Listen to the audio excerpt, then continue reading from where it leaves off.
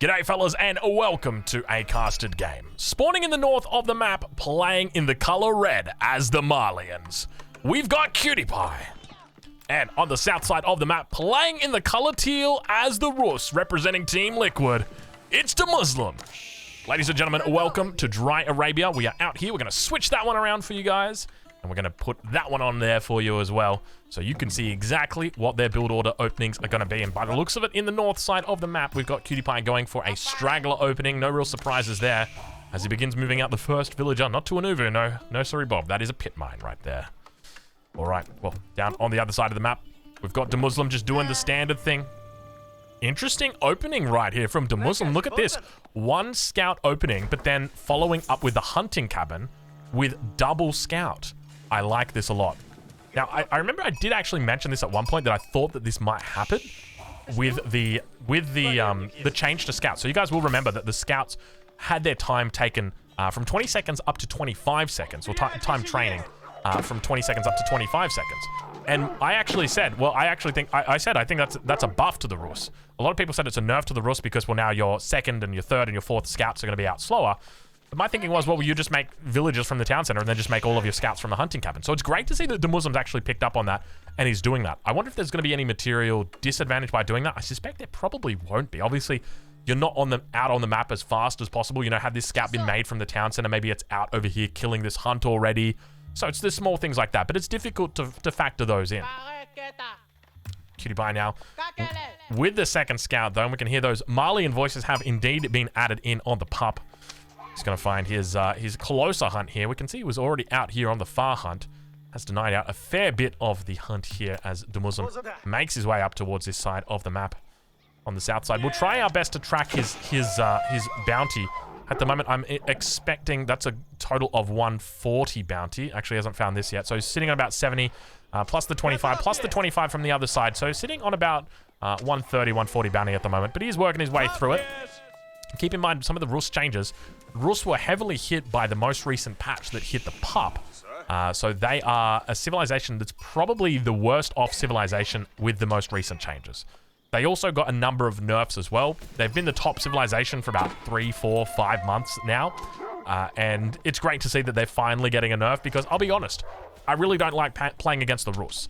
You know, as a build order player who loves to study build orders, make build orders, you know, create them and talk about them, I hate having to make a second build order every freaking time I get up against the Rus. I'm like, oh, well, it's a Rus player. Well, I guess I'm just going to have to add in a second scout now at the very beginning and change all my timings by 14 seconds. It's like, oh, it's a little bit frustrating. So it's great to see it falling down the meta a little bit, but obviously the Muslim's still not going to be a slouch when it comes to a civilization like this. Also picking up some wolves here over on the edge of the map. 1, 2, 3 scouts now coming in, or 3 wolves rather. We're right on board with Cutie Pie, as he is yet to age up. Now just dropping down the Mansa Quarry. Meanwhile, over in the base of the Muslim, Golden Gate almost finished. With a Golden Gate this early, this is a 3-minute 30 Golden Gate. I can only suspect this is going to be a second town center Golden Gate. That's my only, it's the only thing I can suspect, because it's going to be quite an early one as well. He could be looking at about a 4:50, maybe even a 5-minute second TC here. Let's just watch to see how he plays it. And 3 villagers moving out to mine the stone. So it's going to be it. This is the new... He's dropping out the mining camp as well. So this is the new opening that's going to be happening here with the Rus. And when you're dropping down that second TC, this is what you can expect to be happening. A little bit of a battle out here. The Muslim actually got to be careful not to take this fight. Not a lot of health on that scout. But we do see that Muslim is starting to pick up that stone as well. So first lot of stone has been purchased. Second ticket going to be coming in about 4:45. Now keep in mind, he doesn't actually have a lot of villagers here on wood.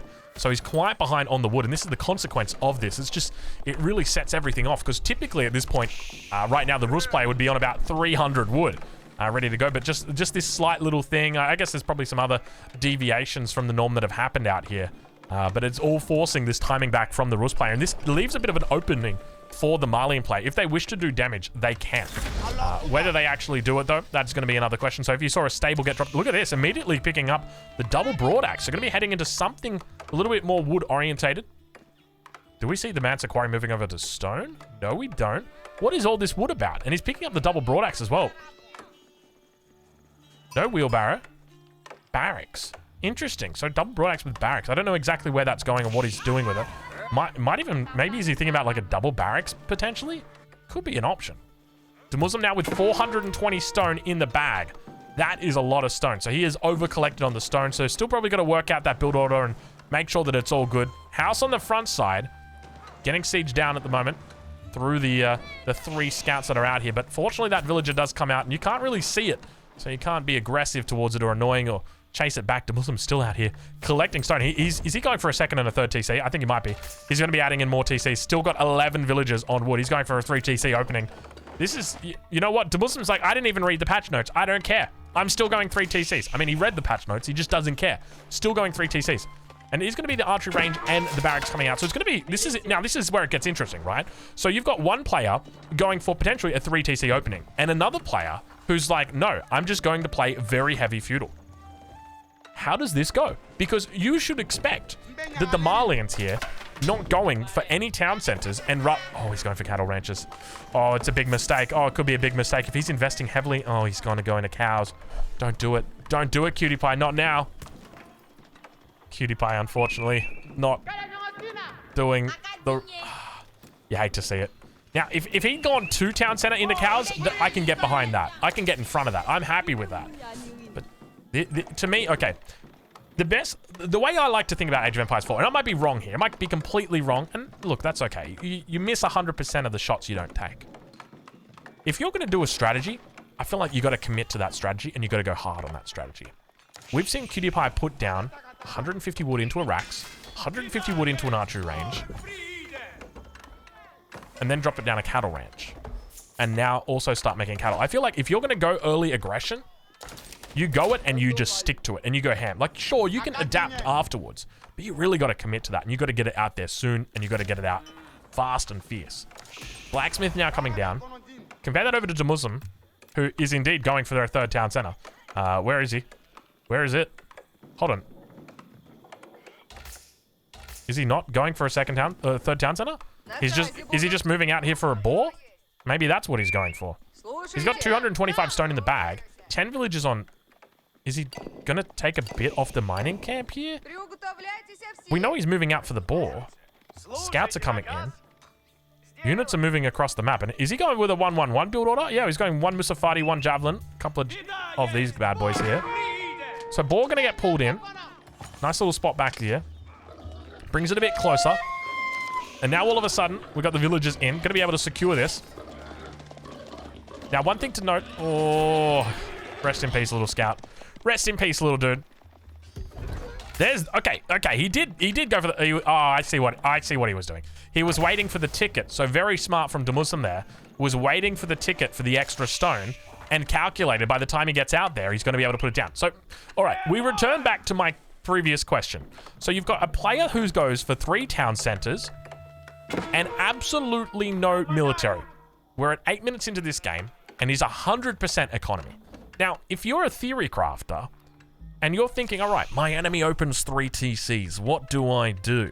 Well, you could open 3 TCs yourself, or you would think you could just go and try and kill them. But, ladies and gentlemen, you're about to work out exactly why that's wrong. Town centers are incredibly strong. And it doesn't change the fact that they're more expensive now. Doesn't change a thing. And now we'll check in with Cutie Pie. We'll see how he's doing. But back in the base here, he continues adding in more cows. A little bit of pressure here on the front, but still not sticking with it. And we can see the economy. And I'm starting to worry for Cutie Pie because the longer this game goes on, and he's fallen back away from the town center and realizing there's not much that he can do. We're at 9 minutes into the game now. Cutie Pie is adding in the 2nd pit mine, and I'm starting to feel for him because even though more units are moving out across the map, it doesn't really feel like a cohesive push. Iron Undermesh coming through. This is what he needs, though. He needs siege engineering, and he needs it in yesterday. This needs to come through as soon as possible because you need to apply pressure out here. The longer this is making villages, the worse it gets for you. Because this is just one of the 3 TCs. You got to still take down the 2nd one. You still got to take down the 3rd one as well. There's a lot of stuff back here. And now Muslim with a 10 villager lead, 11 villager lead, begins adding in production. 3 archery ranges, 2 stables. And now you're about to find out why town centers in the current meta are incredibly strong. Because that single town center should be able to hold off all of these units. Even with a battering ram, this town center with the villagers should be able to hold off all of these units. And I know that sounds wild, but I promise you, it is possible. The wooden fortress here as well going to be able to add additional pressure. Okay, siege engineering did come through. Good play here. So definitely the right decision from Cutie Pie to back things up and go for the ram. Now going to be dropping down the ram. About to learn why this is a very difficult position to fight into. So what's going to happen? The battering ram's going to come in. It's going to start attacking the wooden fortress, and he's going to have 8 villagers inside the wooden fortress.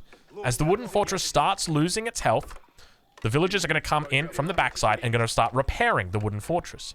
The wooden fortress is going to be focusing down all of the units that are here, and if ever the units leave the radius of the battering or of the wooden fortress, the villagers are going to pop out of the wooden fortress and they're going to start sieging down the battering ram. So now we can watch and now we can see exactly how it happens. And he begins focusing down the units with the wooden fortress. Let's see if there's a villager pool here. There should be. Arislit's now coming through. A couple of units moving out as well. He should pull villagers here to repair. Focusing down all of the military units on the backside. Now the villagers come in. Going to be looking to repair this up. He's still got the 8 villagers inside for the moment. And now the villagers repair this one up.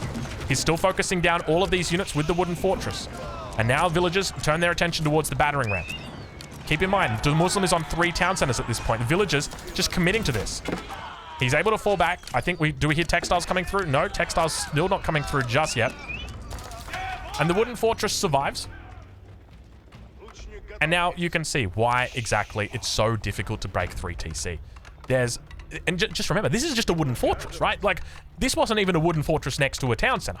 This was just a wooden fortress. A 2,000 health wooden fortress. And you saw how difficult that was to break. He lost a single villager during that. A single villager was lost during that. He's got 3 TCs. It's incredibly difficult to deal with this. So how do you deal with this? At the moment, my honest answer is I don't know. I really don't know. If you start doing 3 battering rams, we're getting to the point now where this 22 villager advantage is really starting to add up. Now you might be attacking the wrong thing here. Maybe you want to be out here attacking this, but once again, we see a wooden fortress now coming up in this position as well, which is going to be able to achieve the same thing. And now the numbers starting to look really good. Really good. And I feel like, not only did I just predict the future, but unfortunately, it feels like the 3 TC is just too damn strong. Up about 20 population at the moment, majority of it villagers, but we can see that the military now, for the Muslim, is so strong, despite being on that 3 TC. He's just able to keep up with the production of his enemy, and now he quickly outbooms him. Now, obviously, it's a consequence of the decisions that went through for Cutie Pie. He invested 600 gold back here into the pastures, or into the cow ranches. He went for the pit mine a little bit later. I would have loved to have seen the pit mine come up as soon as he aged up, and then go into, a really heavy production. But even then, it just makes it so difficult. And my fear is that there's just really no way to contest this. The only real way you can do it is deny it. And that's what we were talking about in the beginning. As soon as I saw that wood cutting, and I'm like, is it going to be double barracks into, a Donzo push?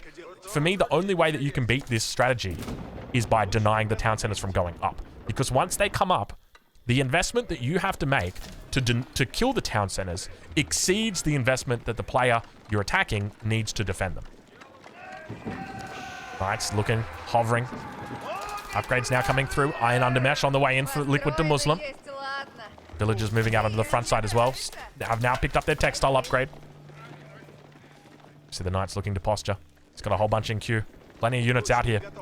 He's picked up +1 on all of the eco upgrades with the exception of that mining upgrade. And now looking to try and take out these battering rams as we see a 3rd battering ram once again coming up. And the Muslim likes his chances. He's going to continue pushing up here. Got a lot of speed here, but the Knights looking to try and take a battle.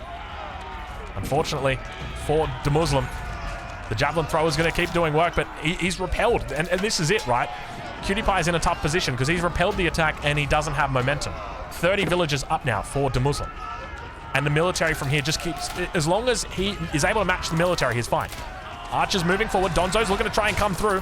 Donzo's making their way out over onto that east side and once again going to be picking a fight with the archers. But the longer they do this, I can't help but feel like good game going to get called any second right here. The archers able to clean up all the Donzos. The Knights able to clean up the javelin throwers. Good game surely gets called any second here. It looks like Cutie Pie is breaking okay, but remember the economies behind this are just so vastly great. And Cutie Pie thinks that he's only down 1 TC, but the reality is he's down 2 TCs. And that's where the real difference is. because that villager count is not a 15. That's not a 15 villager lead. That's a 30 villager lead. And now the production really starts to come in, and QtPie sees all those extra units coming in, streaming across the map. The military count starts moving in the favor of the Muslim, and it's looking absolutely beautiful. Methodical game there from the Muslim. And this is part of the reason why Rus is considered by many to be S tier. Obviously today, QtPie, he needed to work a little bit on the build order, but he will get there eventually, I'm confident. Now, being able to push up, it's only a matter of time. You can hear the chat messages going off. Good game, guys, get called. The Muslim victorious. And there we go. I mean, I'm going to say it. I mean, that's Drongo Damas right there. I predicted exactly what was going to happen, and you saw exactly why town centers and defensive structures are so damn strong. Fellas, go check out the Muslim. I'll leave a link in the description of where you can catch him live, and I'll catch you guys in the next one.